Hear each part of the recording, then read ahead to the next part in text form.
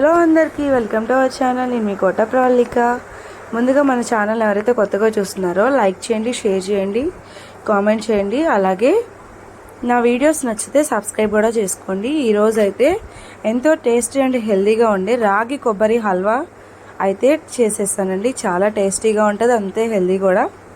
దీనికి కావాల్సిన ఇంగ్రీడియంట్స్, దీని ప్రిపరేషన్లోకి వెళ్దాం రండి. ముందుగా ఈ కప్పుతో 2 కప్పుల వరకు మనం రాగుల్ని తీసుకోవాలి. మంచి క్వాలిటీ రాగుల్ని తీసుకోండి.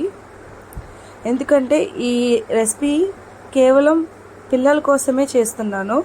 అంటే మనమైతే రాగి జావ తాగుతాం, రాగుల్ని ఎలాగోలాగా తీసుకుంటాం.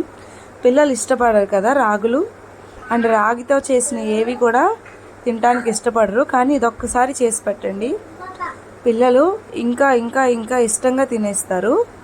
ముందుగా 2 కప్పులు రాగులను తీసుకొని 6 గంటల సేపు వాటర్ పోసి నానబెట్టుకోవాలి. 6 గంటల తర్వాత ఆ వాటర్ని వంచేసి శుభ్రంగా 2-3 సార్లు కడిగికొని, దాని తర్వాత 2 కప్పులు రాగులకి 1 కప్పు కొబ్బరి అయితే పట్టిద్దండి. ఇప్పుడు ఈ రాగుల్ని మిక్సీ జార్లో వేసుకొని కొంచెం వాటర్ పోసుకొని మెత్తటి పేస్ట్లా గ్రైండ్ చేసుకోవాలి. ఇలా మెత్తగా గ్రైండ్ అయిన తర్వాత మనం జ్యూస్ వడకట్టే స్ట్రైనర్ ఉంటుంది కదా, ఆ స్ట్రైనర్లో వేసుకొని ఈ రాగుల్ని స్ట్రైన్ చేసి ఈ రాగుల నుంచి వచ్చే పాలని మనం యూస్ చేస్తామండి. ఇది నేను 3 సార్లుగా వాడతాను. ఇప్పుడు ఈ పిప్పిని కూడా మళ్ళీ మిక్సీ జార్లో వేసి వాటర్ పోసి నేను 3 సార్లుగా దీంట్లో ఉన్న రాగుల్లో ఉన్న పాలను మటుకి యూస్ చేస్తాను. ఇలా చేత్తో చక్కగా అనుకుంటూ మనం స్ట్రెయిన్ చేస్తే పాలన్నీ చిక్కగా వస్తాయి. 3 సార్లుగా తీస్తే చాలండి, ఎక్కువ సార్లు అవసరం లేదు. ఈ పిప్పిని మళ్ళీ మిక్సీ జార్లో వేసి ఇంకొంచెం వాటర్ పోసి మనమైతే మళ్ళీ మిక్సీ పట్టాలి. చూస్తున్నారు కదా ఎంత చిక్కగా వచ్చాయో పాలు. ఇప్పుడు దీంట్లో కొంచెం వాటర్ పోసి మంచిగా మిక్సీ పట్టేసుకోండి. చాలా పిల్లలకి హెల్తీ అండ్ ఎంతో స్టామినాని, శక్తిని కూడా ఇస్తాయండి. రాగుల్లో చాలా పోషకాలు అయితే ఉంటాయి. అలాగే కొబ్బరిలో కూడా చాలా మంచి గుణాలు ఉన్నాయి. ఇవి 2 కలిపి చేస్తాం కాబట్టి పిల్లలు కూడా ఇష్టంగా తినేస్తారు. ఎంతో కమ్మగా అండ్ హెల్తీగా ఉండే రాగి కొబ్బరి హల్వా మనం ప్రిపేర్ చేసేసుకోవచ్చు. ఇలాగ రెండోసారి కూడా నేను మిక్సీ పట్టేసి స్ట్రైనర్లో వేసి పాలనైతే తీసేసుకుంటున్నాను. ఇలా మంచిగా చేత్తో అనుకుంటూ పాలని స్క్వీజ్ చేసేసుకోండి. ఇప్పుడు దీన్ని మళ్ళీ ఇంకోసారి మిక్సీ జార్లో వేసుకొని మళ్ళీ ఒక 1/2 గ్లాస్ వాటర్ వరకు యాడ్ చేసుకొని పాలనైతే తీసుకోవాలి. మొత్తం 3 టైమ్స్ అయితే సరిపోతుంది. చూసారా ఎంత చిక్కగా వచ్చాయో. ఇప్పుడు ఈ పిప్పులో మళ్ళీ వాటర్ పోస్తున్నాను. చెప్పాను కదా 3 టైమ్స్ అయితే తీసుకోవాలి. 3 సార్ల కంటే ఎక్కువ తీయొద్దండి, చాలు. 3 సార్లు తీస్తే చాలు.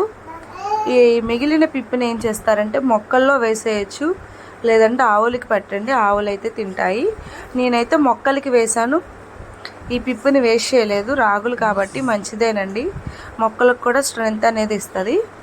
నేనైతే టమాటో మొక్కకి అండ్ పైనాపిల్ మొక్కకి మొదల్లో వేసాను, చెట్టు మొదల్లో అయితే వేసేసాను ఈ పిప్పిని.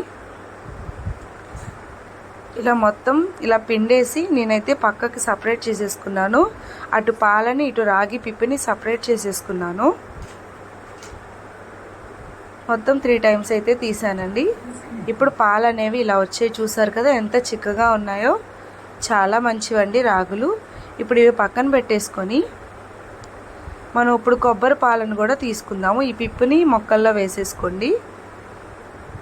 చాలా అసలు ఇంత కూడా తడి లేకుండా పొడి పొడిలాడుతూ వచ్చిందనమాట. ఇప్పుడు ఇదే మిక్సీ జార్లోకి 1 కప్పు దాకా కొబ్బరి ముక్కల్ని యాడ్ చేసుకోవాలి. కొబ్బరి పాలను మటుకి 2 టైమ్స్ తీయండి, ఎక్కువ టైమ్స్ వద్దు. 1/2 కప్పు వాటర్ పోసి మంచిగా మిక్సీ పట్టేసుకోండి. నేను మిక్సీ జార్లో వేసి వాటర్ పోసి మిక్సీ పట్టాను, సరిగ్గా నలగలేదు.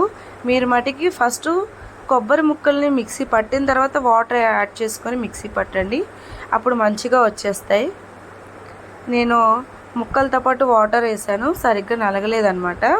అందుకనే ఈసారి కొబ్బరి మిక్సీ పట్టాక వాటర్ యాడ్ చేస్తున్నాను. ఇవి 2 టైమ్స్ తీయాలి ఈ కొబ్బరి పాలను కూడా. చూడండి చక్కగా నలిగిపోయింది కొబ్బరి ముక్కలు కూడా, ఇందాక నలగలేదు కదా. ఇప్పుడు అదే స్ట్రైనర్లో వేసి మంచిగా చేత్తో పిండుకుంటూ పాలను మొత్తం గిన్నెలో పడే విధంగా చక్కగా పిండేసుకోండి. ఇది 2 టైమ్స్ అయితే చాలండి. ఇన్కేస్ ఈ కొబ్బరి పిప్పుని పడేయకుండా ఎండలో ఆరబెట్టుకుంటే ఆ కర్రీస్ పైన కానీ సలాడ్స్ పైన కానీ చల్లుకోవచ్చు. దీంట్లో సారం పోయింది అని అనుకోవచ్చు. డ్రై కోకోనట్ పౌడర్ లో పర్వాలేదు, యాడ్ చేసుకోవచ్చు. స్టవ్ వెలిగించి నాన్ స్టిక్ పాన్ అయితే యూస్ చేయండి. అప్పుడైతే మీకు పాన్ కంటుకోకుండా ఎక్కువ టైం పట్టకుండా చక్కగా హల్వా అనేది ప్రిపేర్ అయిపోతుంది. ఇదిగోండి, పాలను ఒక్కసారి చేత్తో ఇలా కలిపేసుకోండి. చేత్తోనే ఎందుకు కలుపుతున్నానంటే రాగి పాలు తీసాక ఒక మామూలుగా గ్యాప్ వస్తుంది కదా మనం యూస్ చేయటానికి, అప్పుడు అడుగున గడ్డలా కట్టేస్తుంది. అది స్పూన్తో అయితే కరగదండి, చేత్తో అయితేనే కరుగుతుంది, గట్టిగా ఉంటుంది అనమాట. అందుకని నేను చెయ్యి యూస్ చేశాను. ఇప్పుడు ఈ రాగి పాలని కొబ్బరి పాలని ఒకేసారి మనం పాన్లోకి షిఫ్ట్ చేసుకోవాలి. ఇప్పుడు మంటని అటు హై కాదు ఇటు లో కాదు, మీడియం ఫ్లేమ్లో పెట్టుకొని గరిటతో కలుపుతూ ఉడికించుకోండి. లేదంటే ఊరికే దగ్గరికి అయిపోయి ఉండలుగా అయిపోతుంది. మనం రాగుల్లో జిగురుతనం అనేది ఉండిద్దండి, ఊరికే జిగురు అనేది వచ్చేస్తుంది. అందుకని నాన్ స్టిక్ పాన్ యూస్ చేయండి. అలాగే కలుపుతూనే ఉడికించుకోండి. ఒక 25 మినిట్స్ దాకా ఇది ఉడకటానికి టైం పట్టిద్ది. చూసారు కదా, జస్ట్ 2 మినిట్స్కే చక్కకి మన పెట్టిన గరిటికి ఎలా అంటుకుంటుందో అది జిగురుగా. అందుకని మంటను మీడియం ఫ్లేమ్లో పెట్టుకొని మంచిగా రౌండ్గా కలుపుతూ ఇలా ఉడికించుకోండి. మీరు చూస్తున్నారు కదా వీడియోలో, అలా క్రీమీగా అయిపోతుంది. రాగి పాలు అండ్ కొబ్బరి పాలు మిక్స్ చేసి మనం ఉడికించుకుంటున్నాం కాబట్టి ఇలాగా చక్కగా మధ్యలో ఇలా పైకి అంటూ రౌండ్గా మిక్స్ చేసుకుంటూ ఒక 25 మినిట్స్ పాటు ఇలా కలుపుకుంటూనే ఉండండి. ఇక్కడ కొంచెం ఓపిక్గా ఉంటే చాలు.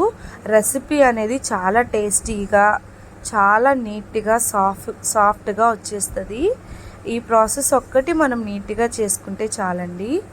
అలాగే మనం ఎక్కువసార్లు కూడా పాలు తీయకూడదు. జస్ట్ రాగులైతే 3 సార్లు, కొబ్బరి పాలైతే 2 టైమ్స్ చాలండి. ఎక్కువసార్లు తీసినా ఇవి పాలు అనేవి పల్చనైపోయి మనం అనుకున్న కన్సిస్టెన్సీ అయితే రాదు. చూస్తున్నారు కదా, ఒక 10 మినిట్స్కి ఇలా క్రీమింగ్ స్ట్రెచర్ అయితే వచ్చిందండి. మంచిగా రౌండ్గా మిక్స్ చేసేసుకోండి. ఫాస్ట్గా మిక్స్ చేయొద్దు, ఇవి బబుల్స్లా వచ్చి చేతుల మీద పడుతూ ఉంటాయి. జాగ్రత్తగా మిక్స్ చేసుకోండి. ఇప్పుడు మంటని బాగా తగ్గించేసి రౌండ్గా మిక్స్ చేసుకొని ఇప్పుడు ఒక కప్పు దాకా బెల్లాన్ని యాడ్ చేసుకోండి. ఈ బెల్లం కరిగిన తర్వాత ఇంకో హాఫ్ కప్పు బెల్లాన్ని తరిగి వేసుకుంటున్నాను. ఒకసారి యాడ్ చేయట్లేదు, ఇది కరగటానికి ఒక 2 మినిట్స్ అయితే పట్టిద్ది అని గ్యాప్ ఇచ్చి వేసాను. ఇన్కేస్ మీరు తినేదాన్ని బట్టి స్వీట్ అనేది యాడ్ చేసుకోవచ్చు. ఇలా మంచిగా కలిపిన తర్వాత బెల్లం అంతా మెల్ట్ అయ్యే విధంగా ఒక్కసారి కలిపేసుకొని ఒకసారి స్వీట్ చెక్ చేసుకోండి. మీకు స్వీట్ సరిపోయింది అనుకుంటే స్కిప్ చేసేయండి, లేదు అనుకుంటే ఇంకో హాఫ్ కప్పు బెల్లాన్ని అయితే నేను యాడ్ చేస్తున్నాను. హాఫ్ కప్పు బెల్లాన్ని యాడ్ చేసి ఇంకో 2 or 3 టేబుల్ స్పూన్స్ దాకా షుగర్ కూడా యాడ్ చేస్తున్నాను. బెల్లం వేస్తే ఒక రకం టేస్ట్, షుగర్ యాడ్ చేస్తే ఒక రకం టేస్ట్. నేను 2 మిక్స్ చేస్తున్నాను కాబట్టి కొంచెం టేస్ట్ అనేది బాగుంటుంది.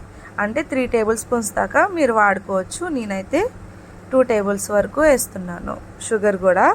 ఈ బెల్లం కూడా మిక్స్ అయిన తర్వాత మంచిగా కలిపేసుకోండి. ఇలా ఎక్కడ ఉండలు లేకుండా మంటని మీడియం ఫ్లేమ్లో పెట్టుకొని మంచిగా కలిపేసుకోండి.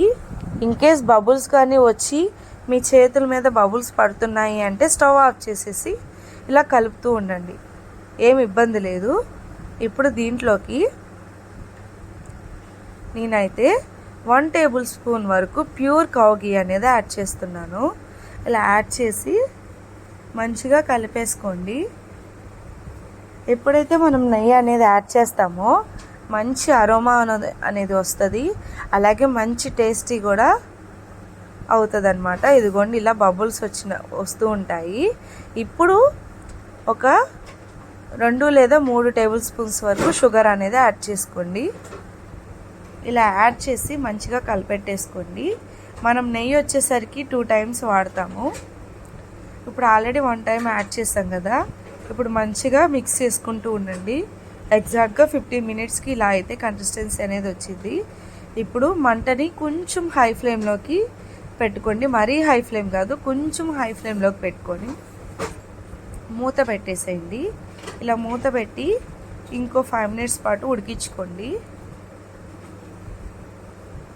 ఇలాగా 5 మినిట్స్కి బాగా దగ్గరగా వచ్చేస్తుంది. ఇప్పుడు మంచిగా మిక్స్ చేసేసుకొని ఎక్కడ మీకు కింద పాన్కి అంటుకోకుండా మంచిగా మిక్స్ చేసేసుకోండి. చూస్తున్నారు కదా, కన్సిస్టెన్సీ అనేది చాలా చిక్కగా అయిపోతుంది. ఇలానే అవ్వాలండి. ఇంకో 3 మినిట్స్ పాటు మూత పెట్టి ఉడకబెట్టేసుకోండి. 3 మినిట్స్ తర్వాత మూత తీసి చూస్తే కన్సిస్టెన్సీ అనేది ఇంకా గట్టిపడుతుంది. ఇలా బబుల్స్ వస్తూ ఉంటాయి. దీంట్లోకి ఇంకో టేబుల్ స్పూను ప్యూర్ కౌ ఘీ అనేది యాడ్ చేయండి. మొత్తం నేనైతే 2 టైమ్స్ యూస్ చేశాను. నేను కొంచెం డైట్లో ఉన్నాను, మరీ ఎక్కువగా వాడకూడదు అన్నట్టుగా నేను యాడ్ చేశాను. లేదు అనుకుంటే మీరు ఇంకొంచెం యాడ్ చేసుకోవచ్చు. ఇలా కౌ ఘీ యాడ్ చేసి మంచిగా మిక్స్ చేసేసుకోండి. ఇలా మిక్స్ చేసేసి ఇంకో 2 మినిట్స్ పాటు మనం మూత పెట్టి మగ్గబెట్టేసుకోవాలి.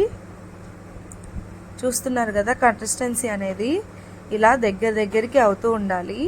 మనం పాన్ నిండా వేసిన పాలని పాన్కి సగము వచ్చే వరకు మనం మంచిగా కుక్ చేసుకోవాలి. మంటని మీడియం ఫ్లేమ్లో పెట్టుకోండి. ఇందాక కొంచెం హై ఫ్లేమ్లో పెట్టమన్నాను కదా, ఇప్పుడు మంటని మీడియం ఫ్లేమ్లో పెట్టుకోండి.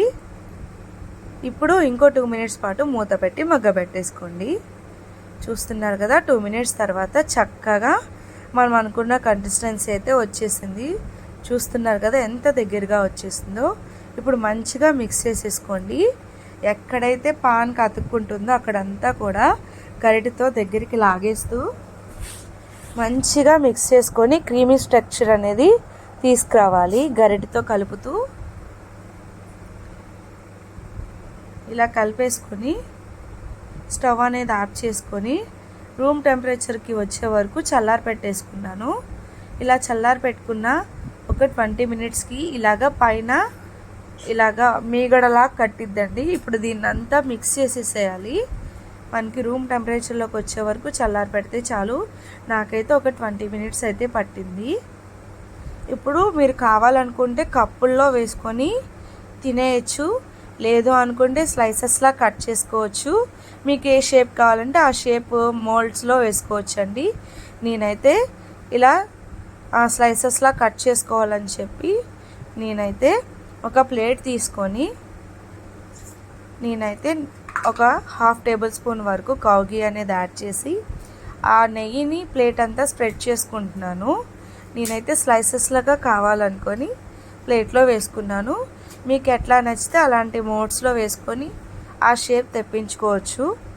ఇప్పుడు ఈ ప్లేట్ అంతా కౌ ఘీ అప్లై చేసిన తర్వాత ఈ రాగి కొబ్బరి పాలు మిశ్రమాన్ని దీంట్లో యాడ్ చేసేసుకొని ప్లేట్ అంతా స్ప్రెడ్ చేసేసుకోండి నీట్గా. ఎక్కడ ఒకవైపు సన్నంగా ఒకవైపు లావుగా ఉండకూడదు, మొత్తం ఈక్వల్గా ఉండాలి. మొత్తాన్ని నీట్గా స్ప్రెడ్ చేసేసుకోండి. నాకైతే 2 ప్లేట్స్ నిండా వచ్చిందండి. నేను వేసిందే తక్కువ క్వాంటిటీ, 2 కప్పులే వేసాను, అయినా ఎక్కువే వచ్చింది. ఈసారి వేసేటప్పుడు నేను తగ్గించి వేసుకుంటాను, ఎందుకంటే ఫ్రెష్గా అప్పటికప్పుడు పిల్లలకి చేసి పెడితేనే మంచిది కదా. ఇది బయట అయితే 3 డేస్ ఉంటుందండి, ఫ్రిడ్జ్లో అయితే 2 వీక్స్ వరకు నిల్వ ఉంటుంది. ఏం ఇబ్బంది లేదు. తడి తగలకుండా మంచిగా 2 వీక్స్ పాటు ఫ్రిడ్జ్లో పెట్టేసుకొని అది కూలింగ్ తగ్గాక పిల్లలకి ఇవ్వచ్చు, లేదంటే అప్పటికప్పుడు ఫ్రెష్గా చేసుకొని అయినా పిల్లలకి ఇవ్వచ్చు. ఇది ఒక 10 మినిట్స్ చల్లారితే చాలండి. చూస్తున్నారు కదా ఎంత గట్టిగా అయిపోయిందో. ఇప్పుడు దీన్ని మీకు నచ్చిన షేప్లో కట్ చేసుకోండి. నేనైతే ఇలా స్క్వేర్ షేప్లో కట్ చేసుకుంటున్నాను.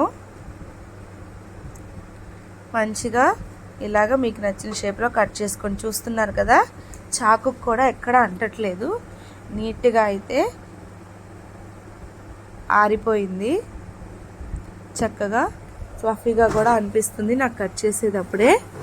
చాలా సాఫ్ట్గా, చాలా స్మూత్గా, చూస్తానికి ఎమ్మీగా అనిపిస్తుంది. ఇలా అన్ని వైపులా నీట్గా కట్ చేసేసుకొని ఒక్కొక్కటిగా తీసుకొని మీకు నచ్చిన విధంగా డెకరేషన్ చేసుకుంటే ఎంతో టేస్ట్ అండ్ హెల్దీ రాగి కొబ్బరి హల్వా అయితే రెడీ అయిపోతుంది. చూస్తున్నారు కదా, పీసెస్ కూడా ఎంత నీట్గా వచ్చాయో, చాలా ఫ్లఫీగా ఉన్నాయండి. పట్టుకుంటే అసలు ఎంత స్మూత్గా ఉన్నాయో, నోట్లో వేసుకోగానే అలా కరిగిపోయే విధంగా ఉన్నాయి. ఇప్పుడు దీన్ని నేను ప్లేట్లో పెట్టేసుకుంటున్నాను. మీకు నచ్చిన షేప్లో కట్ చేసుకొని మీరు కూడా అందంగా అండ్ టేస్టీగా హెల్తీగా మీరు కూడా చేసేసుకోవచ్చు. ఇలా ఒక్కొక్కటిగా తీసేసి ప్లేట్లో పెట్టేసుకున్నానండి. చూస్తున్నారు కదా, ఎంతో టేస్టీ అండ్ హెల్దీ అయిన రాగి కొబ్బరి హల్వా అయితే రెడీ అయిపోయింది. నోట్లో వేసుకోగానే అలా కరిగిపోతుంది. మా పెద్దోడు అసలు రాగితో చేసింది ఏది తినడు. రాగి లడ్డు చేశాను తినలేదు, రాగి జావ చేశాను తినలేదు, కానీ రాగి కొబ్బరి హల్వా మటుకి ఇష్టంగా తిన్నాడండి. చిన్నోడైతే తినలేదు, పెద్దోడైతే ఇష్టపడ్డాడు.